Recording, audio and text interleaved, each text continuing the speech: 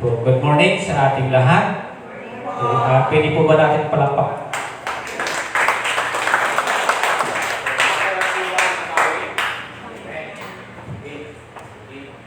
So, welcome sa ating bisita muli. Andito na ulit Sister Alacre. Welcome sa gawain. Okay, sa lahat ng mga sumusubaybay, salamat sa patuloy niyong pagsusubaybay at natinaway pagpalain tayo lahat ng ating Panginoon. Amen? So, maganda yung awitin natin. Sabi natin doon, you are forever in my life. And then, Lord, I offer my life to you. Use it for your glory. Are you ready na ang buhay natin ipagamit natin sa Panginoon? But before that, itong tatalakayin natin, yung sinabi ko po sa inyo, you are forever in my life. And then, I offer you my life and use it for your glory. So, mayroong step na dapat tayong gagawin.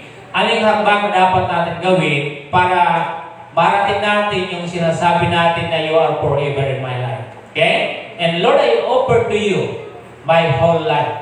Okay? And paano natin siya magagamit, paano matutuwa ang Diyos para maluwalhati po natin siya. So, mayroon dapat tayong gagawin. Okay? So, madaling bigkasin, madaling awitin, but kung atin pong naintindihan yung ating kinakanta, hindi lang po yung tunog, but yung words na binabanggit po doon, yun yung dapat natin pagtuunan ng pansin. Amen po? Okay.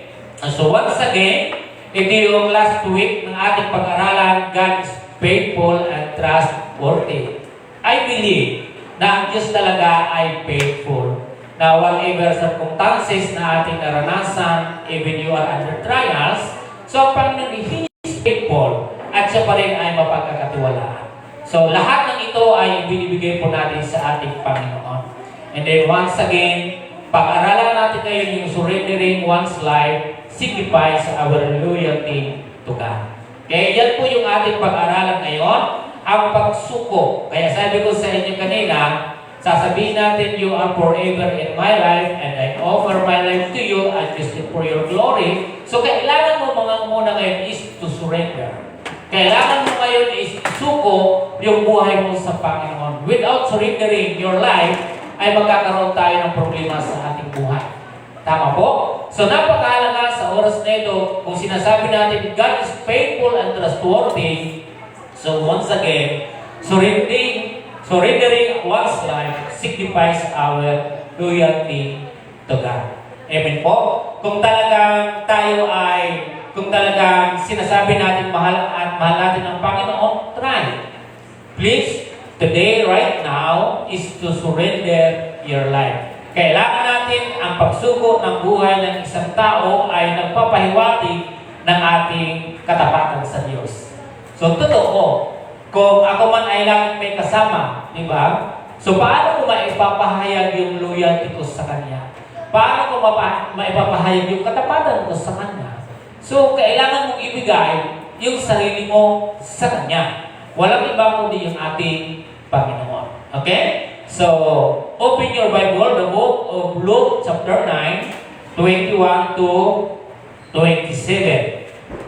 Titingnan po natin dito yung ating pag-aaralan. So, sa lahat na mayroong Biblia, ay inyo pong buksan.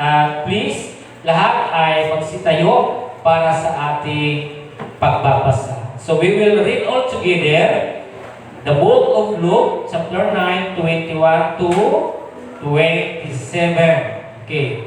So, samantalang tayo ay nag-umpisa na ng ating gawain, so next time ay wala na pong labas-pasok. Ano po? So, kinakailangan ay silent po yung mga cellphone po ninyo at wala po na magipagkwentuhan sa inyong katabi. At walang labas-pasok muna tayo kung kayo naman po ay tapos ng mga pag-ihi o ano pa man mga ano po ninyo ay na-prepare nyo na. So, kailangan tayo ngayon ay makinig na ng salita ng Panginoon. Amen? Okay. So, are you with me sa aklat na ito? Okay. Kung kayo po ay naririyan na, please, basahin po natin verse 21. Itinagumili ni Jesus sa kanyang mga lagad na huwag nilang sasabihin ito kanino man. At sinabi pa niya sa kanila, ang anak ng tao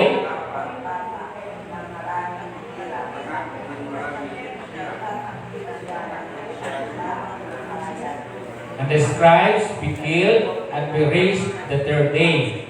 Verse 23, then he said to them, all if anyone wants to come with me, he must deny himself, take up his cross daily, and follow me. 24, for whoever wants to save his life will lose it, but whoever loses his life because of me will save it.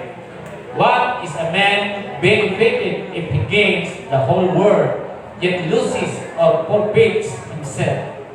For whoever is ashamed of me and my words, the Son of Man will be ashamed of him when he comes in his glory, that of the Father and the holy angels. Last verse, I tell you the truth, there are some standing here who will not taste it until we see the kingdom of God. Because shall we bow our head and shall we pray? Heavenly Father, we worship your holy name and welcome Holy Spirit in our midst. O God, be with us, O Lord Jesus. Give us wisdom and knowledge, O Lord, to understand your words, O Lord. I pray, Lord Jesus, na ang salita ninyo, Panginoon, will penetrate in our lives, O Lord. Tulungan niyo kami, Panginoon. Gabayan niyo, Diyos, kami sa mga salita, Panginoon, ninyo. And now, Lord, kami naririto ngayon, O Diyos. We are willing to surrender our life to you. Lord God, maraming pong salamat. Hanggang sa matapos po namin ang gawain na ito, umaasa po kami, Panginoon, na kayo ay sasama sa amin. Sa tayong pangalan ni Jesus, ang lahat ay magsabi ng Amen. Tayo po lahat ay makakapupo. Okay? So, bakit ba natin ito pinag-aaralan? To surrender is an act of faith. Tama po ba? Pag wala kang pagsuko sa Panginoon, paano mo ngayon ipapahayag ang iyong pananampalataya? How to demonstrate of your faith without surrendering God? Tama po ba? Kung bakit ka na isinusuko mo yung buhay mo sa Panginoon sapagkat mayroon kang pananampalataya sa Kanya. Tingnan yung tao na walang pananampalataya sa Diyos. Hindi sila naniniwala sa Diyos sapagkat wala silang pananampalataya. Without surrendering your life to God, wala po mga kapatid. So, ang tao, kung ikaw ay isusuko mo yung sarili mo sa Diyos, signifies na ipinakikita mo dito, dinidemonstrate mo, ipinahayag mo na ikaw ay mayroong pananampalataya. Tama po ba? Kasi kung hindi mo naman isusuko yun, paano mo sasabihin sa iyo ngayon na mayroon kang pananampalataya? Diba? So, yung sinabi natin kanina, God is faithful and trustworthy. Ang Diyos ay tapat at mapagkakatiwalaan. So, ngayon dahil alam mo siya'y tapat at mapagkakatiwalaan mo siya, ito yung time na dapat mong isuko ang iyong buhay. At pag sinuko mo siya, mayroon ka ng pananampalataya sa Diyos. Once na wala kang pagsuko sa Kanya, paano mo ngayon ipapahayag na ikaw ay kung ikaw ay mayroong pananampalataya sa Kanya?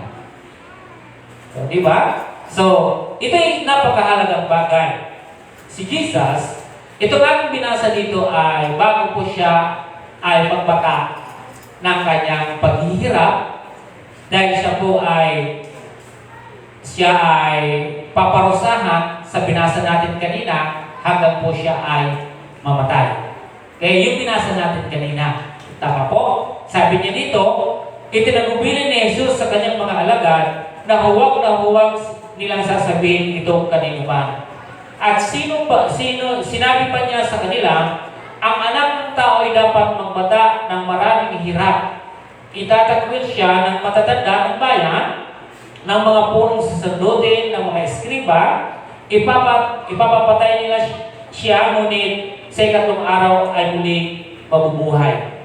Itong words na ito dito, ay makikita po natin yung challenge ng Panginoon sa kanyang mga alagad. Opo. Kasi sa panahon na kinikwento ito ng Panginoon, pwede ako magsabi, yes, Panginoon, hindi ako lalayo sa iyo. Tama? Hindi pa kasi natin, hindi pa nakikita dito ng mga alagad yung babatahin ng ating Panginoon Yesus. So, piling sabihin nila, hindi namin kayo iiwan, Panginoon, kahit ano pa yan. Iba po yung reality doon sa iyo sinasabi. Tama po? Kaya tayong lahat, lagi yung tatandaan, ano ba yung ating sinasabi? Totoo ba ito o hindi? Ito bang aking mga pinangako? Ito ba'y totoo o hindi? Alam niyo yung mapapatunayan po natin, sabi natin, you are forever in my life, and Lord, I offer my life to you, and use it for your glory. Paano mga kapatid kung humarap na ngayon sa pagbabata? Paano pag humarap na doon sa science? Mapapanghawakan pa ba natin yung you are forever in my life? Di ba? Minsan tayo mga magkakapatid, minsan nangangako tayo na huwag tayo walang iwanan. Pero pag dumating ang punto na pag tayo po'y sinubok, doon po natin makikita yung sinasabi natin at doon natin ma-realize yung binanggit natin walang iwanan. Di ba? Kasi pag tayo lumako na po roon sa ibibigay sa atin ng Panginoon, doon susukatin niya kung tama ang sinasabi mo o hindi. Kung ikaw ay makatotohanan o ikaw ay nagsisinungaling sa iyo, sinasabi. Amen po? Ang Panginoon, bakit ang sabi po natin, He is faithful God, and also He is trustworthy. Mula pa noon at hanggang ngayon, wala siyang nakaligtaan sa kanyang sinabi. Tama po? Kung ano yung kanyang inumpisahan, yun pa rin hanggang ngayon. At tatapusin niya yun mismo doon sa kanyang katapatan. At siya ay mapagkakatiwalaan. Iba po sa tao. Pag mangako yung tao na katulad nito, iba po yun. Kaya dito sa binanggit po dito ng ating Panginoon, sinasabihan niya po dito yung mga alagad, sinasabi niya na kung ano yung mangyayari sa kanya. Pag tayo sinabihan ng ganito, ano kagad yung reaction natin? Ay, hindi tayo magagano. Sama-sama pa rin tayo kahit ganito yung ating sama-sama pa rin tayo. Minsan, doon tayo nagkakabalik sa mga binibigkas natin. Kasi hindi natin napaninindigan yung ating mga sinasabi once na tayo po under trials. Tama po, matindi po pag nagcha-challenge sa Panginoon. Alam mo, ikaw may kaibigan, i-challenge kayo ng Panginoon. Kung talagang totoo, tunay ang pagkakaibigan ninyo, hindi. Di ba? Hindi mo po makikita yung tunay na magkaibigan na wala pong pagsubok. Hindi mo rin makikita na kayo ay tunay na magkakapatid kung wala pagsubok. Diyan po tinitingnan ng Panginoon kung totoo na kapatid mo siya o hindi. Di ba? So, itong binanggit ng Panginoon ay sinabi niya na pagdating ng araw, ito yung mangyayari sa akin. Pero makita po ninyo yung mga alagad, komportable lang po sila, alam nila sa hindi namin kayo iiwan. Ganito yung mangyayari, lagi namin ikaw babantayan. So, mapapangalagaan kaya natin yung ating ginagawa? Di ba? Sa panahon na ito, nang dumating po yung araw ng pagbata ng Panginoon, sino po yung nagkanalo sa Kanya? Sino po? Malapit yun sa Panginoon. Sino ang trader sa Kanya? Si Judas. May nakasama ba siya? Wala. Epilog dyan, 666, makikita niyo po doon mga kapatid, siya po ay iniwan ng lahat. Kaya itong words na ito mga kapatid, dito natin masusukat kung tayo nga talaga ay nagsasabi na you are forever in my life. Di mo ba? So sabi dito mga kapatid, at sinabi niya sa lahat, kung ibig ninumang sumunod sa akin, limutin niya ang ukol. Ang ukol sa kanya sarili. Okay? And then sabi niya, pasanin araw-araw ang kanyang cross at sumunod sa akin. Deny yourself. Huwag mong i-deny ang Diyos, kundi deny yourself. Minsan baliktad, dinideny natin ang Diyos eh. Huwag mong i-deny ang Diyos. I-deny mo yung sarili mo na ikaw ay magsasakripisyo, papasanin mo araw-araw ang iyong cross. Di ba? Dahil sa iyong pagsuko sa Panginoon. Ano man yung ibibigay sa atin na assignment, kung talagang sinasabi mo, you are forever in my life, kahit anong mangyayari, dapat hindi ka dyan umalis. Hindi mo dapat inaayawan yung binibigay sa iyo. Di ba?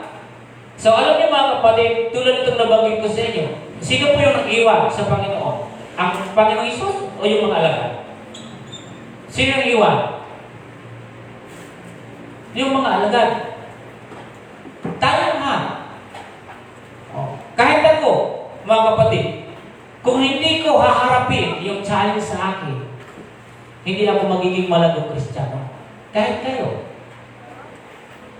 Tama po ba? Hindi yung pagkapakinig natin ng salita ng ganito, pag nasaktan ka, lalayas ka. Kahit ilang simbahan yung puntahan mo, hindi ka lalago. Marami akong nakita ng mga tao palipat-lipat ng simbahan. How many times naglipat ng simbahan pero hindi malago?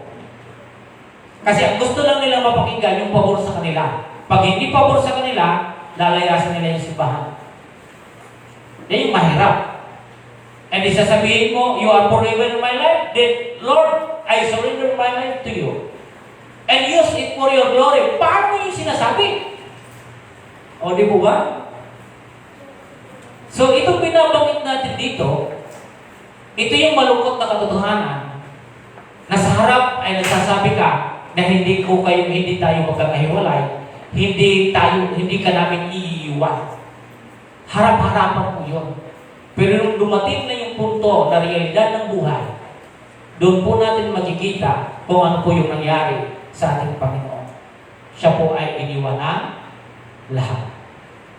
Anong sinabi ng Panginoon? Oy Pedro, 3 beses mo ako ikakatuwa sa 3 tilaok na manok.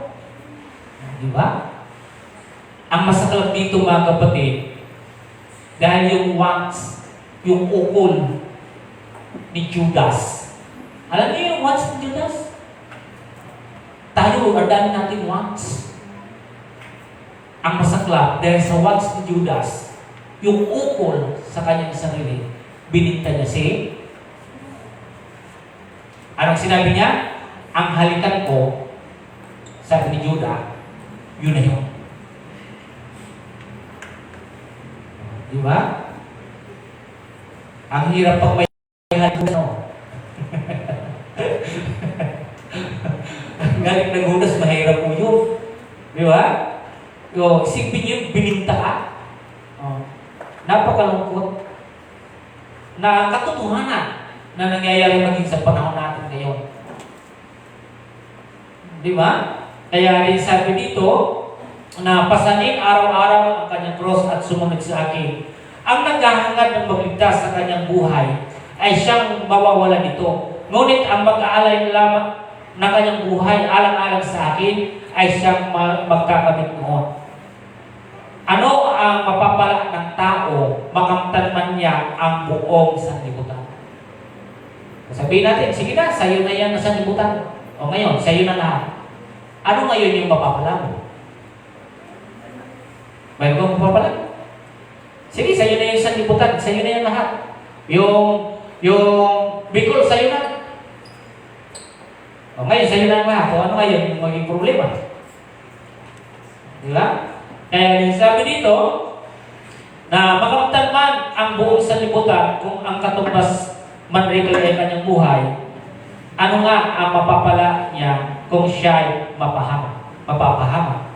Okay. Sabi, kapag ako at ang aking mga salita, ikahiya ni man, ikakahiya din siya ng anak ng tao.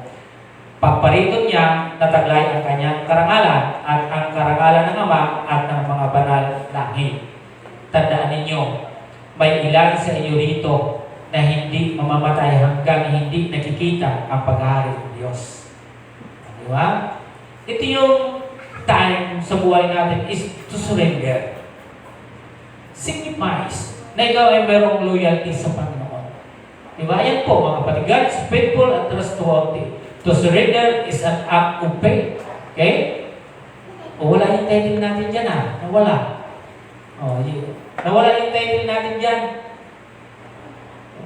Ang title natin is Surrendering One's Life Signifies Our Loyalty to God. Tama yung title natin dyan. Po.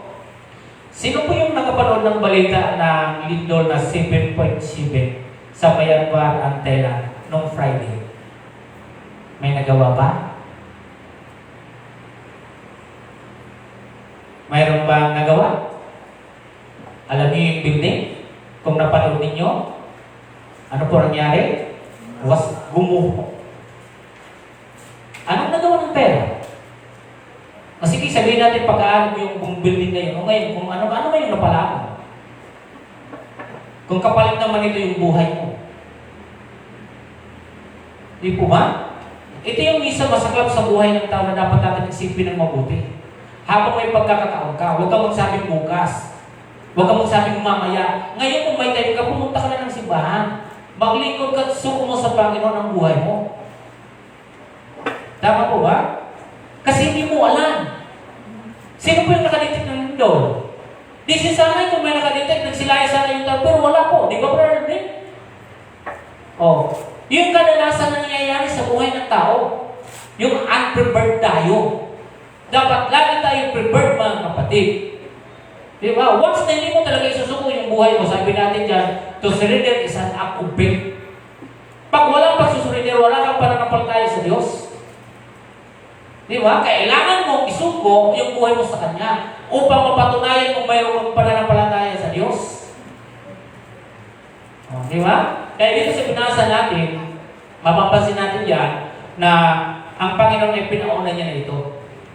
Na kung ano man yung mga binibitawan natin salita ngayon, sasabihin natin, mahal mo ang Panginoon, mahal ko ang Panginoon. Patunayan mo, mahal mo ang Diyos sa ginagawa mo. Tama po ba? Kasi ang hirap Pagdating ng pagkakataon na tayo ay sinubok, mawawala ka. Saan yung sinasabi mo ngayong mahal mo ang Diyos? Di mo ba? Patunayan mo mahal mo ang Panginoon, kahit anong mangyari, mahal mo siya. Tingnan niyo po yung mga nangyari sa mga alaga. Sinasabi nila yung mahal ang Panginoon, kasama nila lagi, pero pagdating ng araw, may nakasama ang Panginoon? Wala Nagsilayas. Anong sinabi nila, hindi ako kasama niya, hindi ako kasama niya. Isipin niyo, yung lahat niyang kasama ang Panginoon. Gusto niyo lang ba na makasama ang Panginoon na nakikita na gumagawa ng miracles? Gusto lang ba niya na makita ang Panginoon na nagpapakain sa mga tao na naggagawa ng himala? Yun lang yung mga gusto natin, pero pagdating sa araw na nangangailangan ng Panginoon, wala na. Gusto lang natin minsan ay masaya. Diba? Ang dami pong kasama ng Panginoon Nagpakain po siya ng 5,000. Pinagalingin yung mga lumpo. May binuhay siyang patay. Di ba? So ano na yung gusto nila? Ganun lang na may ginagawa lang, papalakpakan lang nila sa Panginoon. Di ba? So, bawat isa sa atin, ano ba ang mayroon ako ngayon? Ano yung katayuan ko ngayon sa Panginoon? Di po ba? So, please, na ma-examine natin yung sarili natin. Kasi mahalaga po yung salita ng Panginoon. Especially today. Kasi darating at darating ang araw. Ang daming malilinlang sa bawat mga salita. Ang dami talaga yan. Binanggit ko na yan dito sa inyo. Na darating at darating ang araw, palala ng palala ang panahon. Hindi po siya pabata, kundi ito ay patanda. Okay?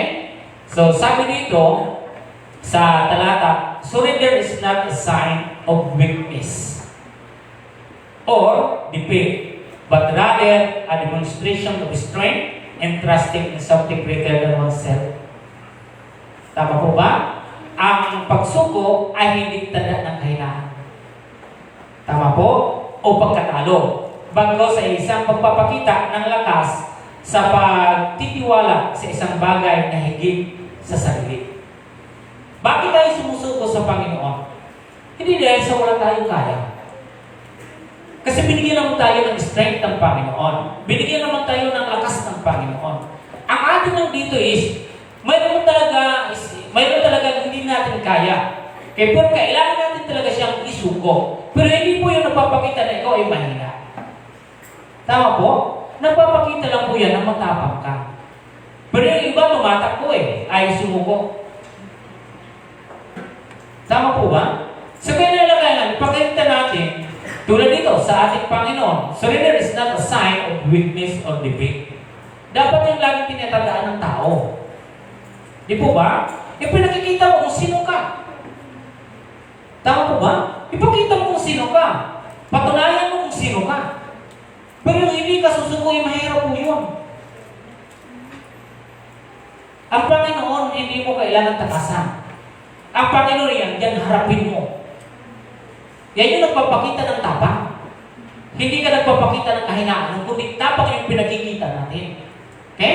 Sabi diyan, but rather a demonstration of strength and trusting in something greater than oneself. It is about submitting to God's will and seeking to live in accordance with His principles and teachings. Di po ba? Ang sabi dito, ito ay tungkol sa pagpapasakop sa kalooban ng Diyos at paghahangad na mamuhay ayon sa kanyang mga alituntunin at turo. Maraming tao ngayon hindi marunong magpasakop. Di ba? Hindi ko maganda sa tao yung gano'n. Matuto tayo magpasakop. Kung gusto mong may magpasakop sa'yo, matuto ka munang magpasakop. Tama po? Ayaw magpasakop ng iba.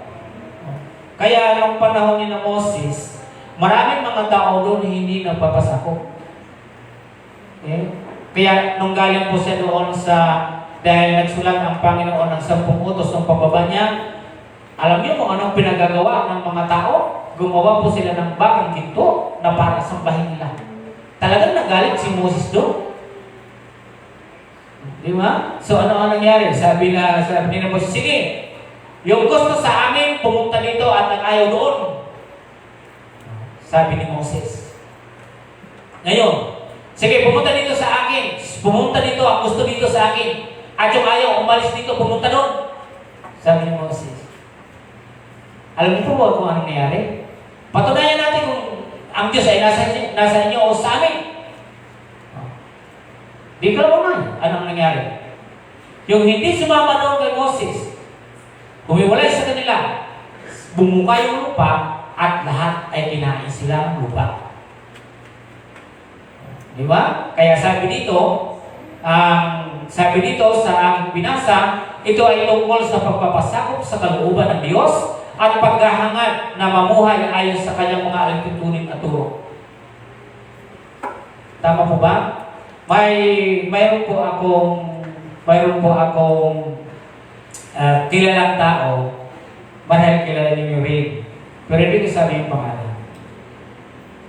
Nakita ko sa kanya naglilingkod siya sa Panginoon, na ang sabi niya na naglilingkod siya, tumutulong siya ng ganito sa Panginoon. Pero ito lang isang bagay na aking nakita sa kanya. Dahil sa dami niyang pinuntahan ng simbahan, maya-maya, 1 buwan, 3 buwan, 1 taon, wala na naman. Wala siyang permanenteng simbahan. Ang mga taong katulad nito, wala silang mga pagpapasakop. Hindi nila sinusurrender yung buhay nila doon sa kanila kung ano yung kanilang pinagsasambahan. Hindi ko sasabihin sa inyo ang pangalan. Okay? Marami po siyang pinuntahan. Pero wala siya rito Marami po siya ng pinuntahan. Pero hanggang ngayon, ganun ang kanyang ugali, ang kanyang pamumuhay. Ang hindi pagpapasako sa gawain ng Panginoon, hindi yun maganda. Kung yung tao na yan ilagay ng Diyos sa iyo at hindi ka nagpapasako at patuloy mo siyang ginaganyan, dinalayasan mo yung mga nagpapasako, yung dapat pasakupan mo, mananagot ka sa Panginoon. Sapagkat iyon ang pinagkatiwalaan ng kaluluwa mo. Tama po ba? Kaya tayong lahat, matuto tayong magpasakop. Tama po ba? Kung gusto mo may magpasakop sa'yo, matuto ka muna magpasakop. Simple lang, di ba yung sinabi ng Panginoon? Walang estudyante na nakatataas sa guro. Tama po ba? Kung gusto mong maging guro, maging estudyante ka muna maging estudyante ka muna bago ka maging guro. Tama ho? Kaya ito yung isang bagay na sabi dito ng Panginoon sa atin, na sabi niya, it is about submitting to God's will and seeking to live in accordance with His principles and teachings. Ito yung principles minsan sa atin. Dami natin prinsipyo, pero hindi principle ng Biblia. Pero kung principle lang sana ng Biblia, di sana naintindihan natin yung ginagawa natin. Tama? Yung prinsipyo natin, marami tayong prinsipyo eh. Pero pag pairalin natin yung bawat prinsipyo po natin, hindi tayo magkakaisa. Pero pairalin natin yung prinsipyo ng Diyos at prinsipyo ng salita ng Diyos, magsasama-sama tayo. Tama po? Okay. So, mayroon tayong 4 na bagay ngayon na pag-aralan tungkol po dito. Okay po? Okay. So, 4 na bagay pala. Okay.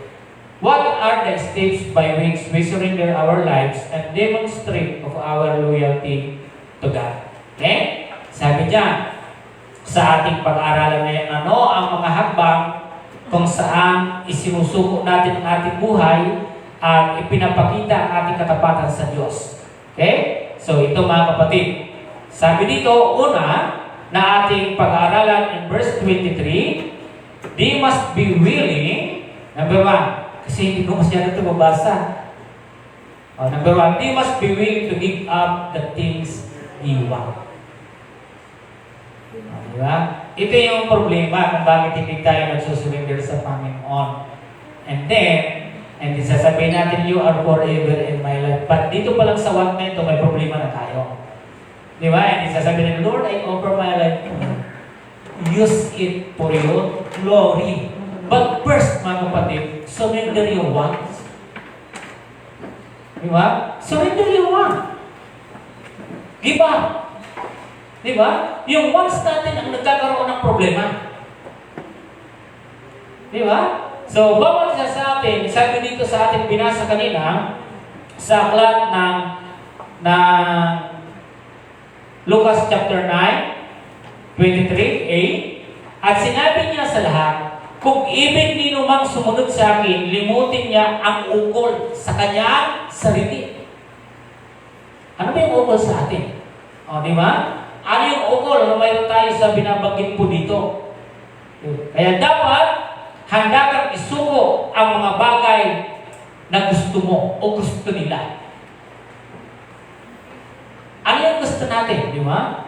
Yung gusto natin, nagkakaroon tayo dito ng problema. Tama po ba? Ang dati po natin dito angal sa wants. Di ba? Tingnan nyo, ang dami napapalayo sa Panginoon dahil sa wants. Inuuna nila yung wants nila. Imbis na dapat pumunta sa Panginoon, ano ang ginagawa? Yung wants mo nga. Wala na pong masama sa wants natin eh. Di si sanay, kahit may wants tayo, andiyan pa rin tayo sa Panginoon. Amen po ba? Kaya lang dahil sa pagkahagad natin, yung mga ukol sa ating sarili, yung ukol. Di ba? Lahat ng gusto natin. Doon minsan napupunta yung isip natin at nakakalimutan na natin yung ating Panginoon. Kahit anong gawin pa po natin, ano po yung sinabi po sa ating kanina? Kahit sabihin yung watch mo, makuha mo pa yung sanlibutan, lahat na yan ay, ano yung mapapala mo rito? Kapalit naman yung buhay natin. Di po ba? Tayong lahat dito ay narinig bilang estranghero. Ang buhay meksik lang, kapatid. Meksik lang yung ating buhay dito. Tama po ba? Kaya sa panahon na ito, dapat nag-uukol na tayo sa Panginoon. Hindi yung wants na lang natin yung ating pinag-iisipan. Okay? So ulitin ko ha. Sabi niya sa 23a, sabi niya at sinabi niya sa lahat, kung ibig niyo naman sumunod sa akin, limutin niya ang ukol sa kanyang sarili. Hanggat hindi mo po siya limutin, hindi ka makakasunod kay Kristo. Di ba? Kasi patingin ko, dahil may wants ka, gagawin mo yun. Kasi ukol yan para sa'yo eh. Lahat yan para sa'yo. Pero ngayon, paano ka makakasunod ngayon sa Panginoon? Dahil sa wants na yan. Then he said to them, "All, if anyone wants to come with me, he must deny himself." Okay? Yung pangalawa na yung letter B. Yung ilang ako. Ay yung ilang. If anyone wants to come with me. Okay? Yan lang po yung akin, ha? So, isang maganda dito mga kapatid, ako isamahan nyo sa aklat na Matthew chapter 6, 33. 25 to 34. Tingnan nyo mga kapatid. Ito yung sinabi ng Panginoong Jesus na panahon na yon, na sinabi niya po dito sa Matthew chapter 6, 25. Kaya sinasabi ko sa inyo, huwag kayong mabagaba tungkol sa pagkain at inumin na kailangan ninyo upang mabuhay o tungkol sa damit na kailangan ng iyong katawan. Tingnan nyo ha. Hindi ba ang buhay ay higit na mahalaga? Ayan. This is why I tell you, don't worry about your life, what you will eat or what you will drink, or about your body, what you will wear. Isn't life more than food and the body more than clothing? 26. Look at the birds of the sky. They don't sow or reap or gather into barns, yet your heavenly Father feeds them. Aren't you worth more than they? Sabi niya po, can any of you add a single cubit to his height by worrying? And why do you worry about clothes? Learn how the white flowers of the field grow. They don't labor or spin thread. And then, yet, I tell you that you that not even Solomon in all his splendor was adorned like one of these.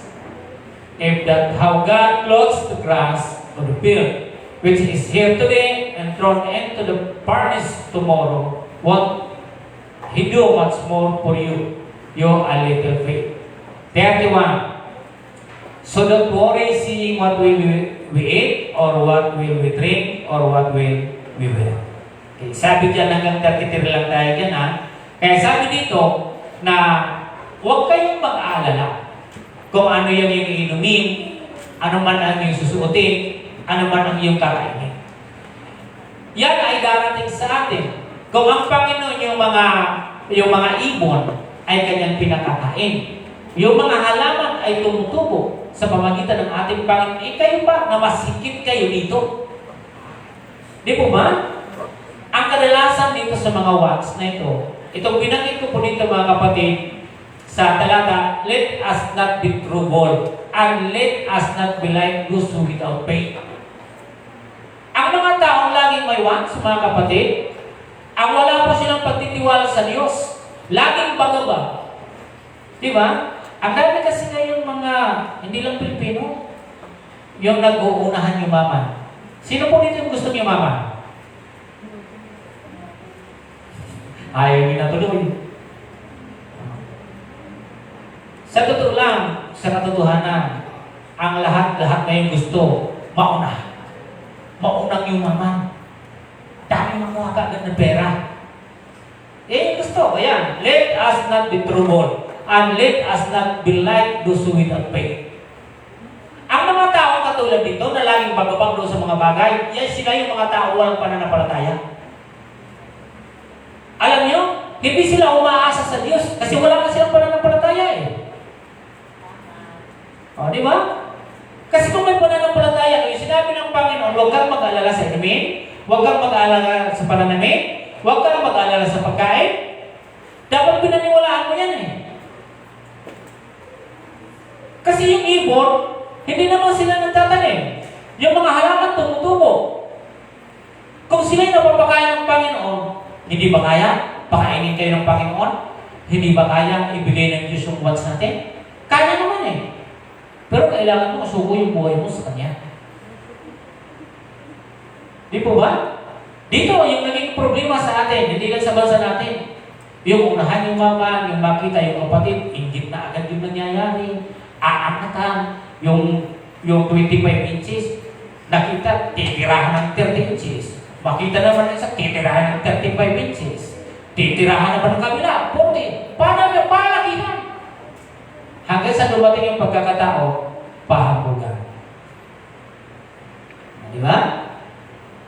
Yung minsan yung kadalasan na nangyayari sa tao. Oh. Pipicture na pag ikaw na sa Starbucks.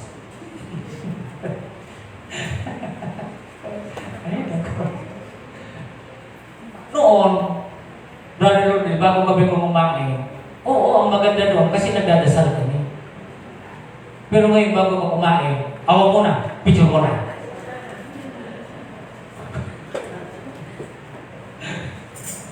Tama, Brother Ryan? Balikat na ngayon yung panahon. Noong mga sinauna kaming tao eh. Sinaunang tao. Ano nangyayari? Ang ginagawa namin hindi ganon. Dasal. Lord, salamat sa pagkain na binigay mo sa amin. Salamat. Di ba mo kami kakain? Oh. Pero ngayon hindi. Bago kumain, ha? Huwag mo nang hawakan. Huwag mo na. Picture mo na tayo.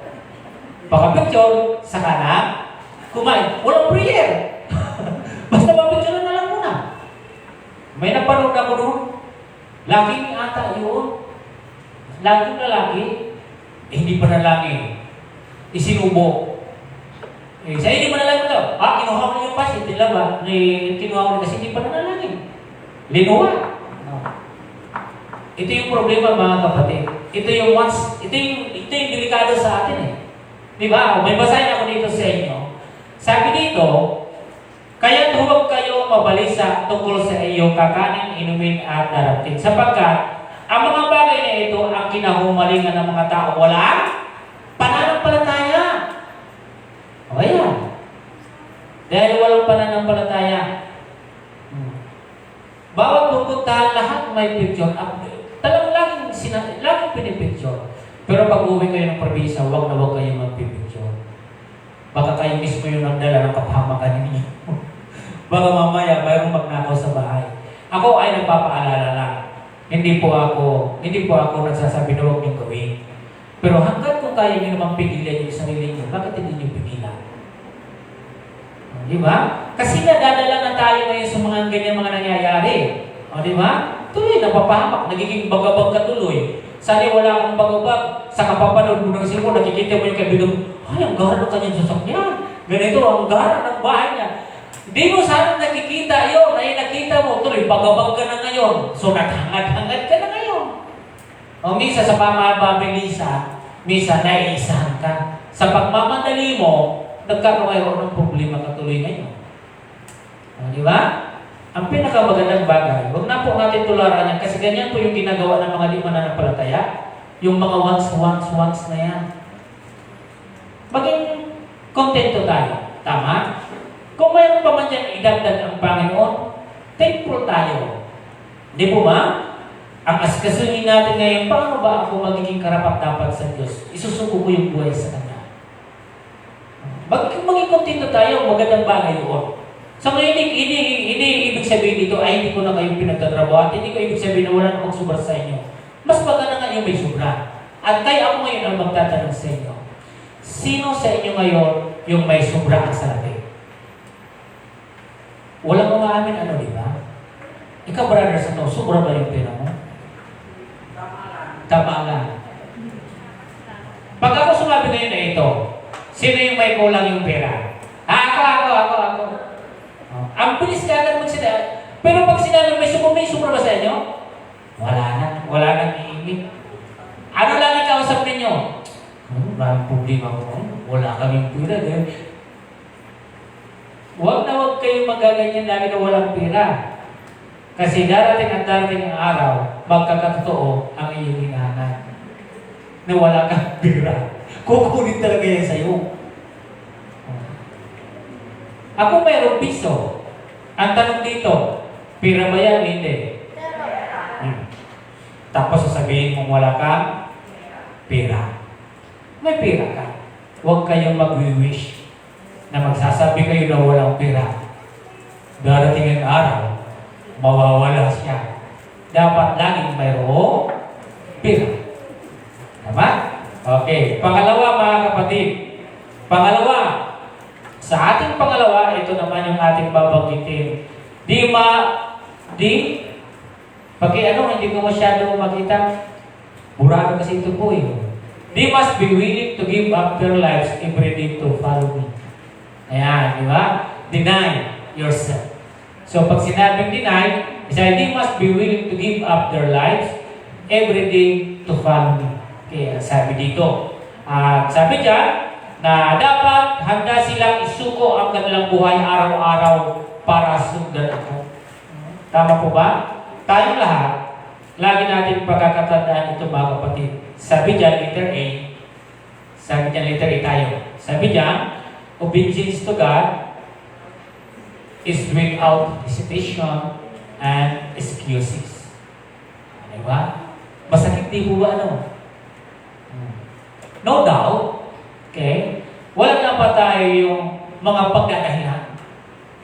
Alam niyo mga kapatid, yung bawat araw na binibigay sa atin, dapat yun ay maging mahalaga sa atin. Kung ano man yung naroroon na kaya mong gawin mo yan para sa Diyos.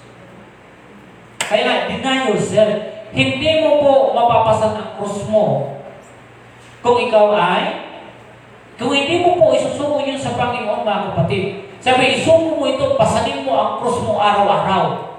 Ang sundin mo ang Panginoon. Mabigat po yun ang salita, mga kapatid. Kaya isipin nyo na lang na susundin mo ang Panginoon araw-araw.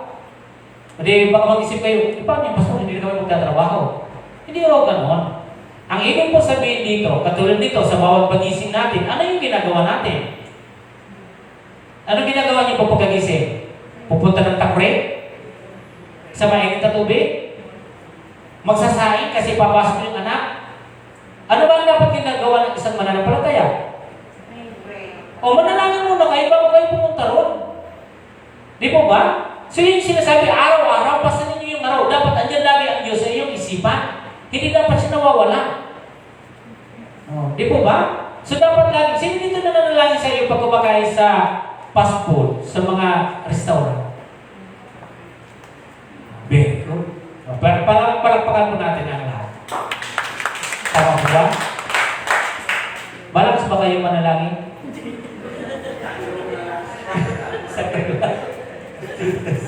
Sakto lang. Ako natutuwa, lalo na pag kumakain din kami ni Sister Mate. Kumakain kayo sa labas, pero wala kayo makita picture sa mga bawat kain namin. Wala kang makikita. Okay? Pag pupunta kami doon, nananalangin sila. Ang ganda tingnan na ang isang pamilyang Kristiyano pag kumakain, nananalangin. Hindi yung picture lagi. Hanggang nakalimutan na yung pagkain. Di ba? Huwag yung puro lang yung picture. Okay, tapos na mag-picture, kaya. Okay. Di ba? So, hindi dapat ganun. Dito, sabi diyan, na handa natin isuko ang ating buhay araw-araw para sundin ang ating Panginoon. Tama po ba? So, isipin nyo, yung simbahan, araw-araw po ito bukas. Pwede kayong pumunta anumang oras. Kung pupunta kayo, kung time naman yun is 8 o'clock or 9 pa naman, punta kayo na simbahan. Malaya naman kayo dumaan dito, pumunta kayo, kasi bukas naman, katok lang po kayo rito. At ipapasok ko yung aso sa loob. Huwag kayo basta lang magbukas-bukas, baka mamaya kainin kayo ng aso. O kagatin kayo ng aso. Katok lang, di ba? 4:30, bukas yung simbahan. Ito yung sinasabi ko sa inyo na pasanin ang cross araw-araw. Ito yung cross natin. Paano ko ba pagsisilbihan nyo? Paano ko ba mahahati ito? Ito yung buhay mo ngayon. Di ba? Paano ko mabibigyan ng Diyos? Paano ko siya mahati? At paano ko siya mabibigyan ng pagpupuri? Di ba? So sabi diyan, obedience to God is without hesitation and excuses. Punta natin. Sabi sa Matthew 8:18-22, ha? Matthew chapter 8:18-22. Sabi, nang makita ni Jesus ang makapal na tao sa kanyang paligid, inuutos niya sa mga kasama na maghandang tumawid sa ibayo. Nilapitan siya ng isang eskriba At sinabi, sabi dito, nasaan na ba ko? At sinabi sa kanya, Guro, susunod po ako sa inyo, saan man kayo? Saan man kayo? Pumaroon. Isipin niyo yung words ha, susunod po ako, Panginoon, saan man kayo pumaroon. Sinabi ko na ito sa inyo kanina, mag-ingat sa pagsasalita kung totoo yan o hindi. O, di ba? Sabi niya dito, sumagot si Jesus, may mga lungga ang mga asong gubat at may mga pugad ang mga ibon, ngunit ang anak ng tao'y wala man lamang matulugan o mapagpapahingaan. Sa words na ito dito, ano ang nangyari na?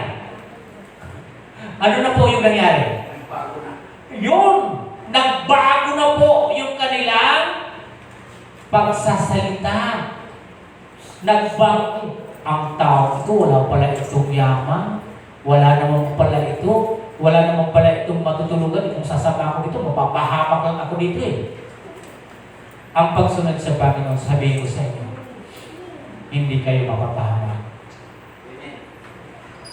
Maliwanag mga kapatid. Tingnan niyo po kung sabi na, susunod po kami Panginoon. Ang dami ngayong mga tao lang ganun. Hindi ako dyan aalis. Susunod ako sa Panginoon. Mananatili ako dito talaga. Alagaan ko yung gawain ko na ito. Pero dumating yung mga araw, taon. Hindi yan automatic nararamdaman. Taon yung lilipas, doon yung makikita yung mga sinabi natin. Kung totoo o hindi. Di po ba? Ano po yung sinabi? Biglang nagbago. Sabi niya, Jesus told them, foxes have wings and birds of the sky have nests, but the Son of Man has no place to lay his head. Maging yung kanyang patungan ng kanyang ulo, wala siyang matutulungan. Buti pa yung mga aso eh. Mayroong tulungan. Ano na yung sagot? Ang sagot, diba? Ayan, ganyan yung tao. Kaya sabi natin kanina doon, dapat walang hesitation. No excuses. Walang pagdadahilan. Ano ang mga tao ngayon? Pag sinabi sa Diyos anong mga dahilan? Ang daming dahilan. Hindi gumagawa ng paraan. Kahit may pwede namang paraan, pwede namang may singit. Hindi may singit. Kasi inuuna yung pagdadahilan. Di ba? Ang sabi dito, na sana 21.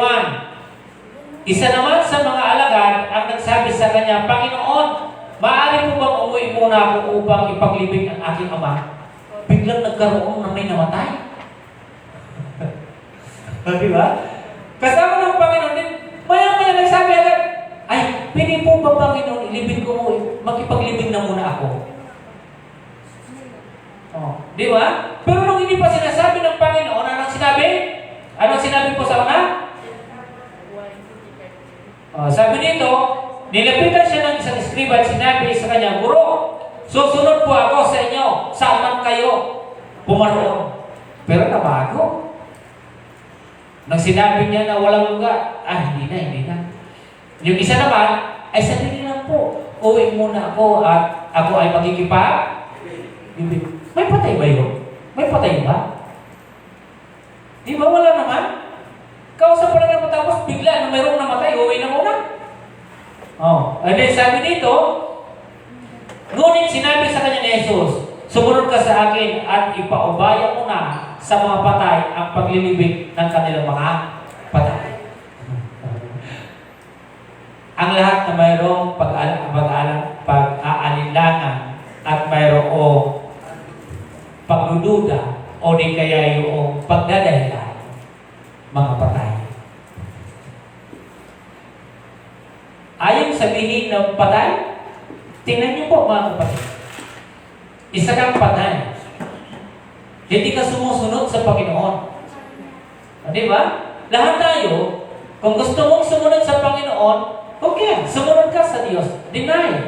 Okay? Isuko mo yung sarili mo sa Panginoon.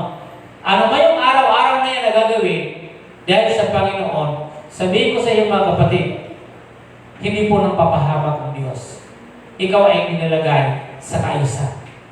Tama po ba? Isipin nyo, makapakinig lang sila ng ganong salita. Ang tawag ganito na yung ngayon, maging sa panahon natin ngayon. Ang lagi nilang tinitignan, kung mayroon silang makukuha, sasama sila. Pag wala po silang makukuha, hindi sila sasama. Ano yung mapapala mo dyan? Diba? Pag wala siyang mapapala, ayaw. Pero pag mayroong mapapala, gusto. Diba? Kaya makita po natin yung isipan ng eskriba. Yung tao na narito, mga kapatid. Gusto lang nilang makita si Jesus na mayroong ginagawang milagro, may pinapakain, may pinapagaling. Pero hindi talaga nila gusto sumunod kay Jesus. Tayo mga kapatid, halimbawa may kinakain man tayo, may natatanggap man tayo o wala, dito sa loob ng simbahan na to, magpapatuloy ba kayo sa pagsamba sa Panginoon? Tutuloy-tuloy ba kayo? Para ayaw nyo na mag-imin sa sinabi mo kanina na iimin tayo matapos pagdating ng araw, asa na yung imin nyo? Ano kaya kung gano'n yung gawin ko, maningin ako? Uy kapatid, di ba nag-imin ka dati? Di ba? Oh. Ano kaya, di ba? Ito yung mga bagay na dapat natin pinag-iisipan. Amen po? Hindi sa lahat ng pagkakataon, isipin niyo ito lagi yung mga kapatid. Nagbibigay ng blessing ng Panginoon at nagbibigay din ang Panginoon ng pagsubok. Blessing din yun. Pag nagbigay ng pera ang Diyos, magbibigay din siya pagdating na araw ng wala pera, pero blessing pa rin yun. Kasi kung doon tayo sa isang banda na nagbibigay lang, pag wala na pong ibigay, lalayas ka na. Ayaw mo nang sumama dyan. Tingnan niyo po. Di ba? Wala nang matulungan. Sabi ng Panginoon, ito ako. Pero ano nangyari? Wala na, kalasan na, wala na. Huwag sana ganon. Kung ikaw ay inuukol at iyong binibigay yung buhay mo sa Diyos, ano pa yung mangyayari? Magpapatuloy ka sa Panginoon. Pangatlo, mga kapatid. Pangatlo, sabi diyan sa ating pangatlo, they must be willing to surrender their lives to God and renounce worldly pursuits. Okay, sabi diyan. So they must be willing to surrender their lives to God and to renounce worldly pursuits. Kaya sabi ko diyan na dapat na tayong lahat ay iukol o ating isuko yung ating buhay sa Diyos at ating talikuran ang makasanlibutan gawain. Tama po ba? So, yan ang isang magandang bagay na ginagawa dapat natin. Dapat tanda silang isuko ang kanilang buhay sa Diyos at talikuran ang mga makamundong gawain. Yung binanggit natin kanina, verse 24 to 25 sa Lucas. Puntahan po ninyo at patapos naman din tayo. 9:24, then 25 ng Lucas. Anong sinabi po sa 24? Sabi niya, ang naghahangad ng magligtas ng kanyang buhay ay siyang mawawala nito. Ngunit ang mag-alay ng kanyang buhay, alang-alang sa akin ay siyang magkakamit noon. Ano nga ang mapapala ng tao makamtan man niya ang buong sanlibutan kung ang katumbas naman nito ay ang kanyang buhay? Ano nga ang mapapala niya kung siya'y mapapahama? Di po ba? Sa dito, na kinakailangan, ito yung buhay natin. Ang hirap isuko yung mga ginagawa natin sa Diyos. Ayaw kasi natin ma-reject tayo ng ating kaibigan. Mas gugustuhin pa natin i-reject si Jesus. Mas gugustuhin pa natin i-reject yung Diyos. Kaysa doon sa iyong kaibigan. Di po ba? Ang kaibigan, mga kapatid, ito. Marami akong napapakinggan noong pa man ng aking panahon ng lula ko, tiya ko. Kasi, lahat tayo may mga pinagdaanan. Tama? Lahat tayo may mga pinagdaanan. Ang lagi sinasabi niya sa akin, nung tiya ko na namatay na din po, at yung lula ko, sabi niya, Rudy, ang kaibigan ay kaibigan. Sabi niya, yung ginagawa mo, kaibigan mo sila habang malakas ka pa. Okay? Kaibigan mo siya habang malakas ka pa. Tapos, lagi kayong magkasama. Pero ito yung sasabi ko lang sa iyo. Sabi sa akin. Alang-alang, talagang natanim talaga sa isip ko yun. Sa oras na ikaw ay magkasakit, hindi ka dadalawin ng kaibigan mo. Hindi ka niya tutulungan. Sabi niya. So, hindi sabi, ang tatakbuhan mo, pamilya mo, kapatid mo, magulang mo. Diba? Andiyan yung kaibigan, sabi. Pero, ngayon kong na-realize, maging sa panahon na ito, marami pa akong napuntahan mga kapatid na magkaibigan. Nagkasakit, pero hindi siya dinala ng kanyang mga kainuman. Wala po. Sino yung kanyang kasama? Ang kanyang asawa, ang kanyang anak, ang kanyang pamilya. Pero yung kaibigan nasaan? Walang tumulong. Tama po ba? Minsan gusto na ayaw natin i-reject sila. Gusto rin pa natin i-reject yung salita ng Diyos o yung ating Panginoon. Samantala ang Panginoon ang laging kasama mo araw-araw sa iyong buhay. Natatakot tayo doon sa mga mundo na ginagawa.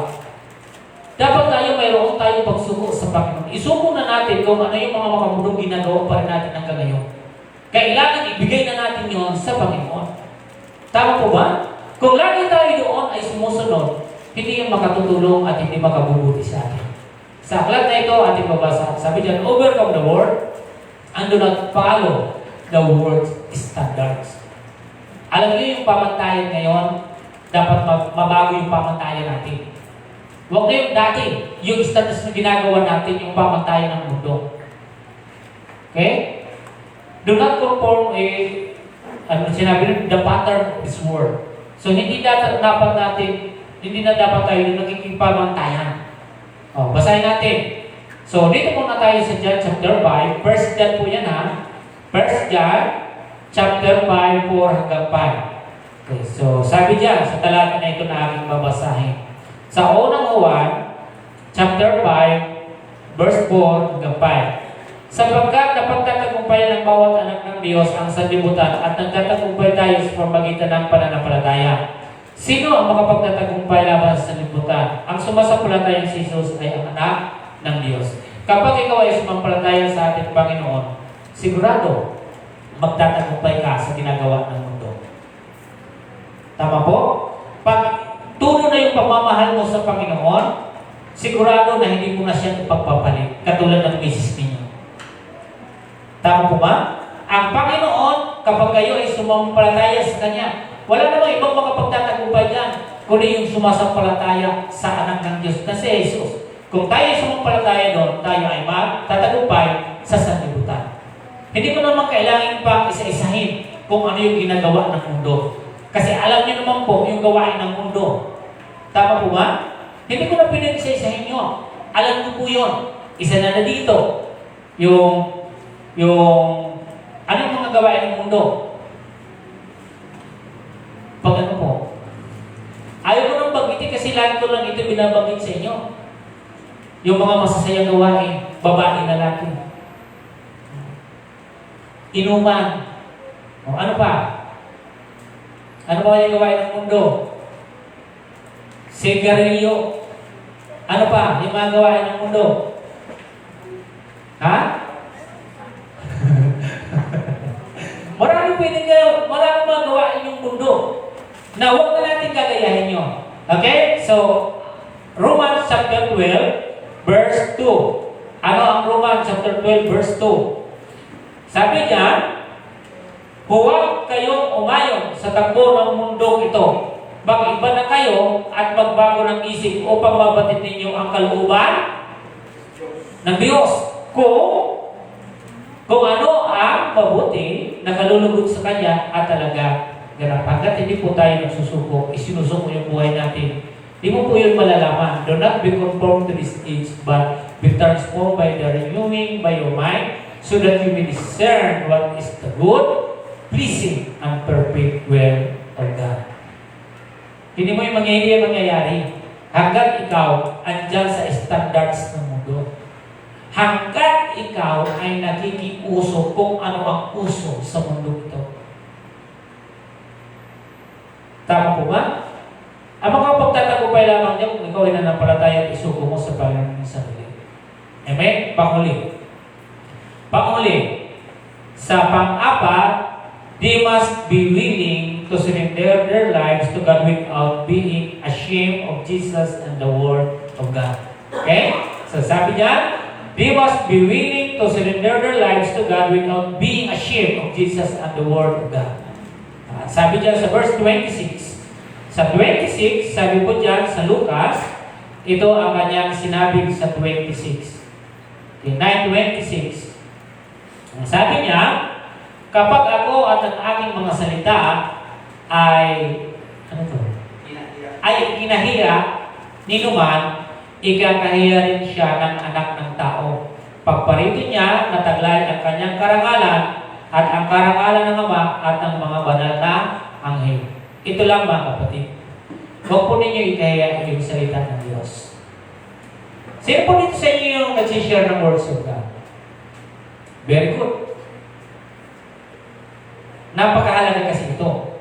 For whoever is ashamed of me and my words, the Son of Man will be ashamed him when he comes in his glory and that of the Father and the holy angels. Alam niyo, nung nakaraang linggo, hindi ko baka marinig kasi. Mayroon lagi ditong nagbabati sa akin, kahit hindi ko binabati. Sabi niya lagi sa akin, Pastor, good morning. Like, how's her life? Yung nakaraang linggo, yung biglang pagkakataon, pero nakita ko na rin siya, hindi maganda yung kanyang katawan. Nung nagkita niya ko sa aking anak, namata yun, yung Martis ata yun. O Martis, inagin ko. Nung pagbalik ko, nakaupo siya dyan. Nakaupo siya, tapos, bakit mo doon yung ka? Malakilin dyan, nakaupo na lang. Pwede. Nung ako'y dumaan, pumasok ako dito, lagi akong ganito. Pag may nararamdaman pa akong kakaiba, ayaw ko siyang palagpasin. Di, pumasok ako. Pagdating dito, sabi ko, gusto mo ito, parang ikaw ang pakiramdam ko dun sa lalaki. Ganon po ako sa buhay ko mga kapatid. Ang Diyos po, mayroon po siyang pinapagawa sa akin na gusto ko kayong kapatid dito kasi hindi lang 50. Marami na. Hindi, ganon, pinito ko sa kanya. Pag nakakaramdam ako kasi ng bigat, iba po yun. Ibig sabihin, mayroon gustong ipagawa sa akin ang Panginoon. So, ang nangyari, sabi ko, gusto ko siyang puntahan. Sabi ko, puntahan mo. Sabi ko.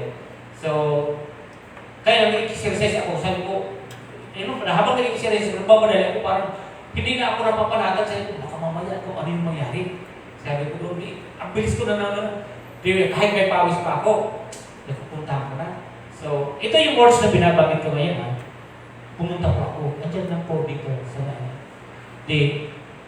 Kumatok ako doon. Sabi ko, pwede po ba akong pumasok? Nakita ko kasi yung anak mo sa labas. Sabi ko. Sabi ko, pasok ko. Ang hatid ko lang po dito, sabi ko, gusto ko lang po talaga na manalangin sa kanya. Sabi ko, wala po akong pera, wala po akong dala kahit anong bagay. Pero ang dala ko po yung salita ng Panginoon at saka si Jesus. Sabi ko. O di gano'n. Ay, sige mo, pasok kayo. Pumasok ako. Tapos, sabi niya, gusto ko ang sakit ang ko. Sakit. Sabi niya. Di, gano'n, sabi ko, ito yung gagawin ko na sa'yo. Wala akong dalang pera. Sabi ko, wala akong pera. Pero ito lang ang gusto ko. Sabi ko, ipapanalangin kita. Pero, bago doon ay, i-share mo muna sa'yo yung salita ng Panginoon. Sabi ko, alam mo, pag tinanggap mo ang Panginoon, hindi ito sa mayaman na sa mahirap. Sabi ko, tanggapin mo ang Panginoon, automatiko, ikaw mismo ngayon ay magiging anak ng Diyos. Sabi ko sa kanya, at ano man yung kasalanan mo, papatawarin ka ng Panginoon. Hindi naman siya katulad ng tao na mayroon pa mga demands, na papatawarin kita ganito muna. Ang Panginoon ay hindi gano'n. Hindi siya gano'n. Papatawarin ka talaga ng Panginoon. Basta magsabi ka lang ng totoo. Hindi gano'n. So, nung sabi ko, ito yung gawin natin nung na-share ko na, sabi ko, sumunod ka sa panalangin ko. Hindi sabi ko, sige pastor, Doon ko na tanto na, sabi ko matalino itong batang ito. Kasi magaling siya mag-ano ng mga words na binabanggit ko sa kanya, ang lakas pa ng manalangin. Sabi ko, sumunod ka sa akin ako, Panginoon. Kaya Panginoon, isulat niyo po yung aking pangalan sa aklat ng tatang maniwa, maninaw na malinaw. Then after no, sabi ko, o sige, total na panalangin. Anytime, pwede ka lumapit sa Diyos. Hingin mo kung ano yung gusto ko hingin kasi ang ka na niya. Ibibigay niya sa iyo kung ano yung pinag. Kasi pagkatapos noon, sabi ko, mananalangin ako sa iyo, pero parang lang ito sa iyo sa lahat dito. Then after noon, umuwi ako dito. So, pag uwi ko dito, Merkulis ata yung kinumagahan, alas 4 ata, namatay na siya. Then, kumatok dito sa akin, sabi, Wibis po yun, kumatok dito. Pastor, ano po? Kasi tinatawaran na ng aso. Alas 7 ata yun, o mga gano'n. Kumakatok. Pastor, salamat kasi yung anak ko namatay na wala nang sabi niya, yung parang mapayapan lang siya. Alam niyo, maraming beses na po ito nangyari sa akin. Lahat po, dito ang dami dito sa Pransya. Napakarami dito yung nangyari niya sa akin. Pinapatawag ko dito lahat ng pinalagi ko na yung naramdaman ko. Kaya sa ano, sabi ko, gano'n yung naramdaman ko sa kanila. Kaya din, tapos ang sabi, Pastor, mayroon ka dyan baro? Binigyan ko ng dalawa. Sabi ko, ito ibigay ko na lang ito sa iyo na dalawa kasi ipapasok niya. Ito yung binabanggit ko sa inyo, huwag po natin ikahaya yung salita ng Diyos sapagkat ang salita ng Diyos ay mahalaga. Naintindihan po? Alam niyo kung bakit ako natutuwa? Ang Panginoon kasi, hanggang maaari yung tao na humihinga, na pili niya pang maililigtas ay ililigtas niya. At hindi lang ito ginagamit sa akin, gagamitin din ito sa inyo lahat. Kahit wala ako, pag kayo ay mayroong naramdaman, kausapin niyo na ipanalangin niyo ngayon. Huwag niyo na akong tawagin. Kayo na mismo. Kung mayroon pang pagkakataon, kung ayaw niyo, tawagin niyo ako. Pero kung wala talaga, wala kayong panahon, wala kayong oras para sa akin, ipanalangin niyo yun, yung tao na yun, kasi yun ay gustong sakipin ng Diyos. Napakarami na po mga kapatid dito sa loob, dito ng Pransya na ito. Ito yung, kaya ba kayo experimenta? Kaya siguro pinadala tayo dito. Sa Pransya na ito, sa dami dito na amin, lahat ganyan. Kinabukasan na wala na siya. Di ba? Kasi ang salita ng Diyos, sabi niya, huwag niyong ikakahiya yung aking salita. Sapagkat pagdating ng araw, ikakahiya ko rin kayo. Tama po? Kaya tayong lahat, gawin po natin yun. Bakit ko binibigay ito sa inyo? Dahil ang salita ng Diyos ay kaligtasan. Ang dala nito kaligtasan, masikip ito sa pera. Kaya alam niyo ba yung sinabi ko? Wala pa akong pera. Pumunta lang pa ako dito kasi nakita ko yung anak niyo. Wala akong dala kung ano pa man. Ang dala ko lang yung salita ng Diyos. Yan, pinanalangin ko po. Kahapon pa lang ata na hindi na ako nakapunta doon eh. Umuwi na ako ng Bicol, pagbalik ko, andyan pa nga po. Pero kanina, hindi ko nakita wala na. So, nailibon na siya dito. Amen? Basahin natin ang Roma chapter 1:16 sa ating pagtatapos. Sabi niya, the word of God is the salvation of mankind, so it should not be ashamed. Huwag natin ito kakahiya sapagkat ito'y kaligtasan. Alam niyo, sa isang tao ito yung ministry, napakahalaga. Alam niyo po, pagdating ng araw, ang reward niyo sa Panginoon niya, hindi ko may isasabi sa iyo, pero may reward kayo sa Panginoon. Yung tao na yan na dapat mapapasapoy, mapapunta pa sa Panginoon. Naalala niyo po ito nung namatay yung nasa cross ng Panginoon? Diba? Sabi doon, isama mo ako sa paraiso. Anong sinabi ng Panginoon? Ngayon mismo, isasama kita. Di ba? So, ibig sabihin, kahit hininga, hanggang mayroon pang pagkakataon na nakaririnig. Ito lang, marami din akong pinalangin na hindi na siya nakakapagsalita, ano na lang siya. Pero alam ko na naririnig yung panalangin ko. Pinapanalangin ko pa rin. Minsan sa Bicol, may telepono, tumawag ako. Pag hindi umiimik, ito lang yung sinasabi ko lang sa kanya. Sumunod ka kahit hindi ko naririnig. Lagi ko yung ginagawa ko sa telepono naman. Okay? Mahalaga kasi yan sa Panginoon. Huwag na huwag niyo yan ikakahiya. Kailangan niya sa pagkasabihan, for I am not ashamed of the gospel because it is God's power for salvation to everyone. You and me, even Greeks and Jews, and you are Filipino, ikaw ay kasama ngayon doon sa salvation na yan. Tama po ba? Yan po mga kapatid, first put to the Jew and also to the Greek. We are not Greek. We are Filipinos. We are Gentiles. So kasama po tayo ngayon sa salvation to everyone. Tama po ba? Sabi niyan, because it is God's power for salvation to everyone who believes. Even you are not Jews or Greek, but you believe, then you have, mayroon kang salvation ngayon. Sapagkat kabilang ka sa to everyone who believes. Tama po? Hindi ka Greek at hindi ka Diyos, but to everyone. Kasama ka. Kaya mahalaga ang salita ng Diyos. Kaya yung sinasabi ko sa inyo, pag sinuko niyo po yan, hindi niyo maintindihan. Ganito pala ang aking misyon. Bilang isang manggagawa ng Panginoon, may mga tao pala naghihintay ng kaligtasan. Kaya, isinasabi ko ito sa inyo, kinikwento ko sa inyo, pag kayo po'y nakaramdam na kayo ng kapitbahay man ninyo o kakilala ninyo, huwag niyong ikahiya. Pangaralan niyo na agad ng salita, panahon niya na yan. Kasi kasi mararamdaman niyo, may 2 times or 3 times, sabi ko, hindi ko nagustuhan talaga nung naramdaman ko, nilabag ko talaga ang Panginoon ito, inaamin ko sa inyo, mayroon talaga namatay na gano'n, na naramdaman ko talaga na, sabi ko, hindi ako mapalagay, pero sinuhay ko talaga doon kasi ayaw ko talaga. Pero nung after po noon, doon ako nabagabag ng sobrang sakit. Mararamdaman mo talaga.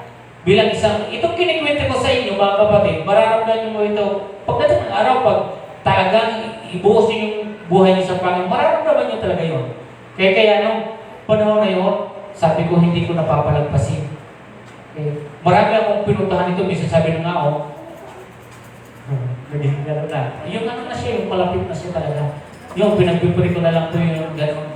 Pero kaya pa nila, yung isa na hindi ko makalimutan na gano'n lang yung hiningay, pero nagsasabi pa siya, hirap na hirap po talaga siya. Pero sa ko, tatapin mo parang gano'n. So, ito yung aral na gusto kong ipaiwapit sa inyo.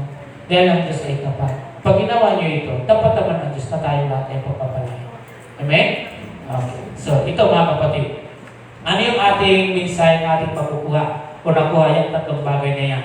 So sa ating pagtatapos, sabi diyan, sa talata na ating babanggitin, sabi, surrendering one's life to God's will achieve true life. Okay? Yan po yung binabanggit po dito na makakamit po ang tunay na buhay based doon sa ating binasa.